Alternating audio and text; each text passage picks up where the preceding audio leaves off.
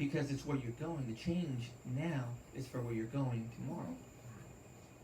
Change is here. Shifts and changes are taking place.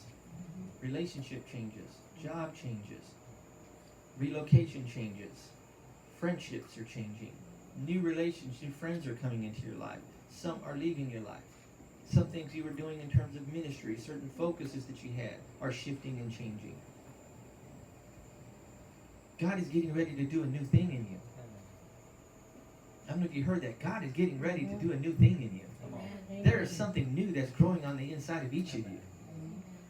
For a season, you're going to grow in discontentment. You're going to be discontent for a while. And that's evidence that the change is about to manifest itself.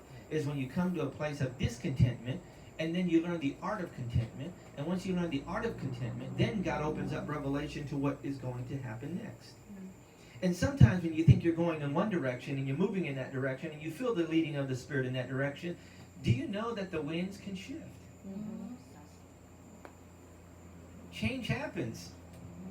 But God said to do this. God said to go here. God said to go there. And it shifts.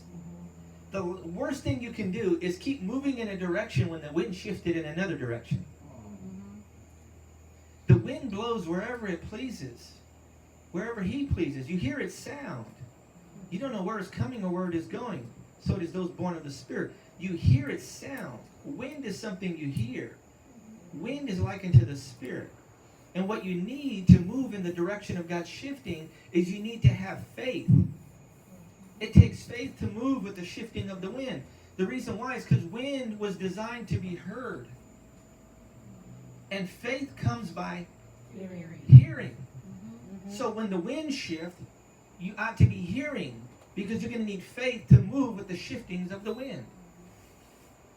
Amen? Amen. So when change starts happening and you start seeing something moving in a different direction, pray. Ask the Lord to increase your faith. Ask the Lord to speak to you.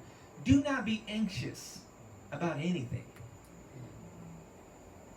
But in everything, by prayer and petition, with thanksgiving, present your request to God. Isn't that a powerful statement?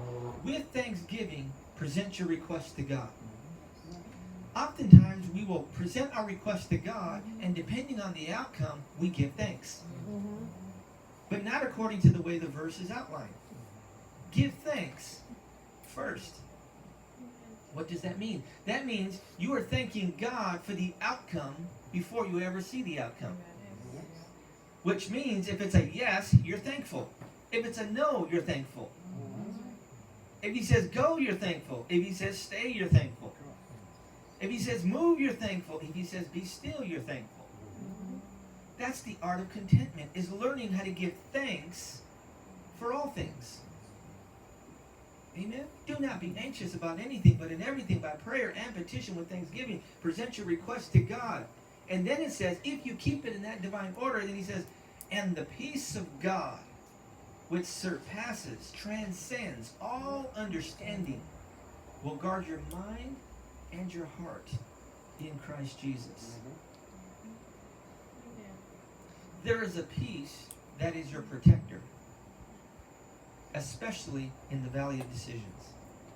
When you're in the valley of decision, what you want in the valley of decision is protection. You want to be protected with the decision that you are making. And the way that God gives you protection is that He guards, which is protection, your mind and your heart with peace.